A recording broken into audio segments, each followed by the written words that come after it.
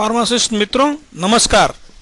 मैं सुशील अग्रवाल आज आपसे आपके शॉप में आपको जो प्रोडक्ट्स के स्टॉक की समस्या है और उसका आजकल की जो नई टेक्नोलॉजी आई है उसका कैसे इस्तेमाल करके आपके स्टॉक और बिलिंग की समस्या का समाधान कैसे हो सकता है और उसके लिए एक छोटी सी स्टेप आपको कैसे लेनी है वो देखने के लिए ये वीडियो बनाया है। तो आइए हम देखते हैं कि मैं क्या कहना चाहता हूँ। देखिए, आप देख रहे होंगे प्रोडक्ट्स, जैसे कि अबाउट का प्रोडक्ट अभी हम देख रहे हैं थायरोनॉम। इन लोगों ने ये यूनिवर्सल प्रोडक्ट कोड दिया हुआ है और साथ में आप जानते ही हैं कि हर फार्मास्यूटिकल प्रोडक्ट पे batch number, manufacturing date, expiry, MRP, ये सब चीज़ें लिखना ज़रूरी ही होता है। लेकिन ये जो इन्फॉर्मेशन लिखी हुई है, इस इंफॉर्मेशन का ऑटोमेटिक डेटा एंट्री के लिए इस्तेमाल हो नहीं सकता। अब उसमें थोड़े से लिमिटेशंस थे। आज से 30 साल पहले जब हम लोग फार्मास्यूटिकल के सॉफ्टवेयर बनाते थे तब ये सब संभावनाएं नहीं थी। लेकिन पिछले वर्षों में टेक्नोलॉजिकल एडवांसमेंट बहुत हो गई है और उसका कैसे बहुत आसानी से इसका इस्तेमाल करके फार्मास्यूटिकल चैनल में स्टॉक कीपिंग और प्रोडक्ट आइडेंटिफिकेशन बहुत आसानी से कैसे किया जा सकता है, उसकी थोड़ी सी चर्चा हम करने वाले हैं। अभी जैसे आपने देखा कि यहाँ पे प्रोडक्ट कोड है लेकिन ये डिटेल्स लेने के लिए कोई संभावना ही नहीं है। अब दूसरा भी आप देखेंगे, ये सुनोफी का प्रोडक्ट है, इसमें इन्होंने लेटेस्ट टेक्नोलॉजी यूज़ करी है, क्यूआर कोड। लेकिन इसमें इनका यूपीसी यूनिवर्सल प्रोडक्ट कोड नहीं है। अब यूनिवर्सल प्रोडक्ट कोड क्यों होना चाहिए, उसका उदाहरण अगर मैं आपको दूं तो मान लीजिए कि आपका होलसेलर अगर आपको कोई प्रोडक्ट बेचता है तो उनकी सॉफ्टवेयर में उन्होंने कुछ प्रोडक्ट्स को कोड दिए हुए होते हैं, फिर आप अपनी सॉफ्टवेयर में कुछ उसको एक अलग कोड दोगे। या हो सकता है कि चलो रिटेलर और होलसेलर दोनों के अगर सॉफ्टवेयर सेम हो और पूरी एक कॉमन लिस्ट मेंटेन करें तब वो उसका यूज़ हो सकता है। लेकिन यूनिवर्सली ये चीज़ें पे कोई कंट्रोल नहीं एक्सरसाइज किया जा सकता और उसी के लिए ही यूनिवर्सल प्रोडक्ट कोड का महत्व है।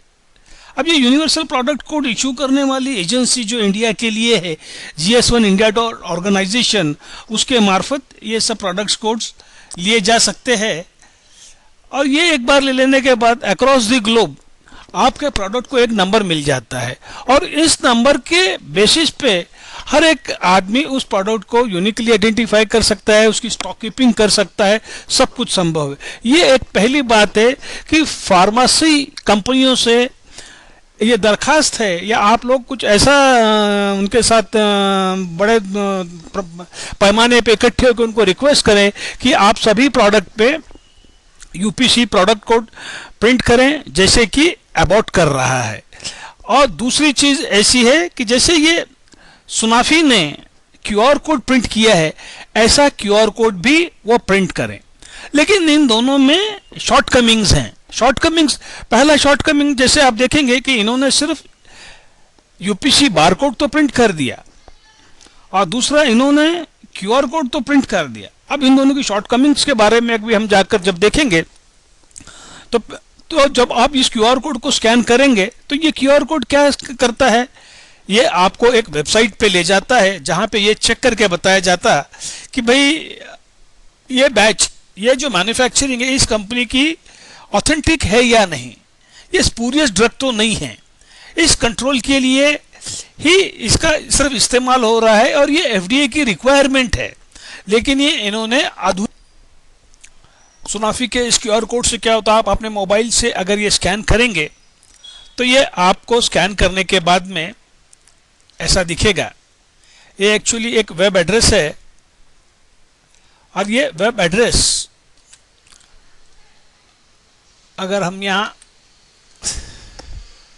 ले जाएं, एक्चुअली ये जैसे ही आप आपके मोबाइल पे स्कैन करते हैं तो ऑटोमेटिकली आपको ये यहाँ ले आता है। आपको बाकी इस तरीके से कॉपी पेस्ट कहीं कुछ करनी नहीं होती है। तो ये अगर आप स्कैनर, अगर आपने कभी क्यूआर कोड स्कैन किया हो मोबाइल पे, सो ये बहुत ही इजीली हो जाता है। इतना जो स्टेप मेरे को करनी पड़ी ऐसा नहीं करना पड़ता है। तो मुद्दा ये है कि देखिए इन लोगों ने ये सब किया है, ये कंप्लायंस से सारे कर दिए हैं, लेकिन ये टेक्नोलॉजी का पार्शियल यूज है। पहली बात, सुनाफी ने उसमें यूपीसी कोड इस्तेमाल नहीं किया है और टेक्नोलॉजी का शॉर्ट यूज किया है। अब मैं जो कहने जा रहा हूं वो सिर्फ बात इतनी सी है कि इतना सा कोड इन लोगों ने इस्तेमाल किया है, बजाय इसके अगर ये लोग इस तरीके की फाइल बनाएं जिसमें कि इस प्रोडक्ट का सारा नाम आ जाए, जैसे अभी हम ये देख रहे थे पिक्चर, तो इस प्रोडक्ट की सारी डिटेल बना के एक ऐसी फाइल बना लें जिसको कि जेसन फाइल बोलते हैं, और ये डेटा इंटरचेंज के लिए अक्रॉस द ग्लोब एक स्टैंडर्ड है डेटा इंटरचेंज के लिए। तो अभी करना क्या है इन कंपनियों को, आपने को उनको क्या दरखास्त करनी है कि आप ये जो क्यूआर कोड कर रहे हैं, इस क्यूआर कोड में सिर्फ ये सिंगल लाइन नहीं डालते हुए ये पूरा डेटा का मिला के क्यूआर कोड बनाएं और वो प्रोडक्ट पे प्रिंट करें। अभी जैसा अभी हम लोग देख रहे थे कि ये जो क्यूआर कोड हमने देखा इस तरीके का दिखता है, ये पूरा डेटा लेने के बाद में इस तरीके का क्यूआर कोड हमने एक सैंपल के लिए बनाया हुआ है। इसमें कोई भी अड़चन नहीं है। इसका ग्राफिकल रिप्रेजेंटेशन यानी कि बारकोड बनाने में कोई विशेष अलग टेक्नोलॉजी या खर्चे की जरूरत नहीं है। यह सिर्फ एक विजन की बात है कि इस क्यूआर कोड का इस्तेमाल आप सिर्फ एक लाइन के लिए करें या इतने पूरे टेक्स्ट के लिए करें। तो बेहतर है आप जब उसमें यह सब इतना सपोर्ट करता है तो उसको क्यों ना करें। आप अगर नेट पेज के बारे में सर्च भी करेंगे तो आपको पता चलेगा कि ये कोई नई टेक्नोलॉजी नहीं है, बहुत ही प्रूवन टेक्नोलॉजी है जापान की, जिसको डेंसो कंपनी ने बनाया है। इसके बारे में आप पढ़ेंगे तो आपको सारी डिटेल मिल जाएंगी। तो कहना इतना ही था कि फार्मास्यूटिकल कंपनीज अगर जो उनके प्रोडक्ट्स पे क्यूआर कोड प्रिंट करना शुरू कर दें जिसमें कि ये सारा डेटा हो, तो फार्मासिस्ट भाइयों को सारे चैनल में इसकी बहुत उपयोगिता हो जाएगी। एक तो एक ही प्रोडक्ट कोड से, इस यूपीसी कोड से प्रोडक्ट आइडेंटिफाई हो जाएगा, स्टॉक कीपिंग के लिए वो इजी हो जाएगा, और दूसरा ये सारा data instantly without any effort हो सकेगा। अभी हम चर्चा करेंगे कि हाल फिलहाल में कैसे लोग करते हैं। जैसे कि अभी आपकी कोई भी सॉफ्टवेयर है उसमें आप लोगों को करना क्या पड़ता है कि पहले आप परचेस फीड करेंगे। चलिए, परचेस फीड करने के लिए अगर आपका होलसेलर का और आपका प्रोडक्ट सेम है तो वो आपको कोई सीएसवी भेज देते हैं, वो इंपोर्ट कर सकते हैं। लेकिन उसमें फिर एक लिमिटेशन है कि आप और जिसकी सप्लायर और बायर दोनों की अगर सॉफ्टवेयर सेम हो तो वो पॉसिबल है। तो वो लिमिटेशन भी हम जैसी मेथड बता रहे हैं उसमें ओवरकम हो जाएगी। पर लेकिन इसमें री इन्वेंटिंग द व्हील होता है कि आपको डेटा परचेस का आने के बाद में आप उसके स्टिकर्स प्रिंट करते हैं, प्रोडक्ट्स पे लगाते हैं, ये डबल काम हो जाता है। फार्मेसी कंपनीज को ऑलरेडी ये कोड तो प्रिंट करना ही है। तो अगर ये लोग ये क्यूआर कोड और यूपीसी क्लब करके अगर ये प्रिंट कर दें तो चैनल में सब लोगों को उसका बहुत बेनिफिट हो जाएगा, उनका ऑटोमेशन बहुत अच्छे से हो सकेगा। अभी उदाहरण के लिए जैसे हम देखते हैं, आप ये जैसे आपने इसमें से स्टिकर प्रिंट किया, फिर आप इनवॉइसिंग के लिए जाते हैं तो नॉर्मली क्या होता है कि आपकी परचेस की एंट्री होने के बाद में उसको एक नंबर अलॉट होता है, और नंबर अलॉट करने के बाद में जब आप बिल बनाते हो तो इस तरीके से वो स्कैन करके यहाँ से इस नंबर के रेफरेंस से इस परचेस में जो लिखा था वो नंबर रेफरेंस से ये डेटा यहाँ पे फेच करता है। लेकिन इसमें दिक्कत वही है कि आपको स्टिकर लगाने पड़ते हैं, और दूसरी बात ऐसा होता है कि ये इसमें हर समय ये हो नहीं सकता। कभी कभी क्या होता है, कोई इमरजेंसी होती है, परचेस की एंट्री नहीं होती है, कस्टमर सामने खड़ा रहता है, उसको हाथों हाथ मटेरियल देना होता है। तो इन सब चीज़ों की वजह से आपको बिल्कुल अनुभव होगा कि ये डबल काम करके आप आपकी स्टॉक कीपिंग नहीं कर पा रहे हैं।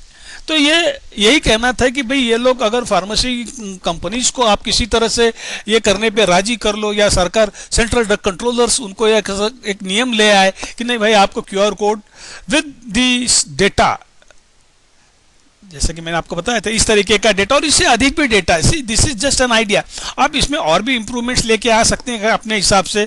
इन लोगों के जो विजुअलाइजेशन है, मुझे ऐसा लगता है कि शॉर्ट कमिंग है कि सिर्फ क्यूआर कोड का इस्तेमाल वेबसाइट पे जाने के लिए ही होता है, तो ऐसा बिल्कुल नहीं है।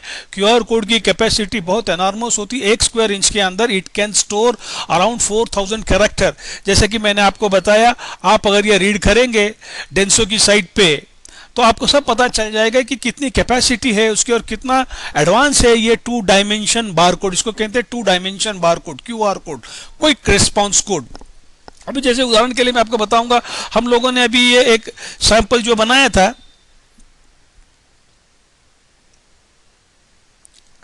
इसको जैसे हम स्कैन करते हैं तो इसको स्कैन करने के साथ ही कहाँ है, ओके, ये पूरा का पूरा डेटा ऐसा स्कैनर के मार्फत इधर रीड हो जाता है और ये पूरा डेटा इस तरह से विदाउट एनी बैकवर्ड प्रोसेसिंग के इधर आ जाता है। अभी इसकी अकाउंटिंग के लिए ये number uniqueness across the globe होना जरूरी है, ताकि सप्लायर, मैन्युफैक्चरर और चैनल में जितनी बार भी सेल होता है तो ये प्रोडक्ट उसी इस पे चलेगा।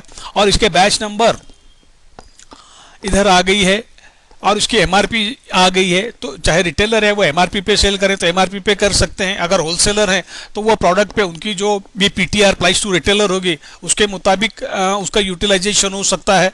सो इसमें मुद्दा यही है कि ये ऑटोमेशन का उपयोग सबको बहुत होने वाला है, चैनल में सबको इसकी ईज हो जाएगी। एक्सपायरीज का जो मुद्दा बार बार शॉपकीपर्स अकाउंटिंग नहीं कर पाते इस लंबे मेथड में जाने की वजह से, वो मिनिमाइज हो जाएगा और कंज्यूमर को भी एक्सपायर्ड ड्रग नहीं जाएंगे क्योंकि वो इफिशिएंटली मैनेज हो पा रहा है। शायद मैं अपना बात कह सका हूँगा, और अगर इसमें कहीं कुछ कमी रह गई है तो मेरा अनुरोध है कि आप मुझसे मेरे इस नंबर पे कांटेक्ट कर सकते हैं, ये मेरा ईमेल आईडी है, इस पे लिख सकते हैं। और ये जो वीडियो आप देख रहे हैं कुछ कमेंट डालना चाहते हैं ताकि मैं आपको कांटेक्ट कर सकूं तो वहां कांटेक्ट डाल दीजिए ताकि इस पे कुछ चर्चा हो सके।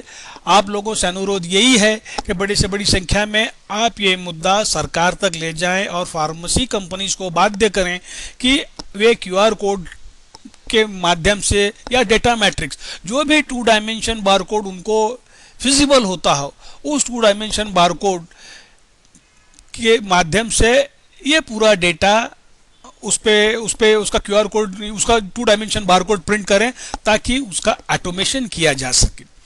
थैंक यू वेरी मच, धन्यवाद।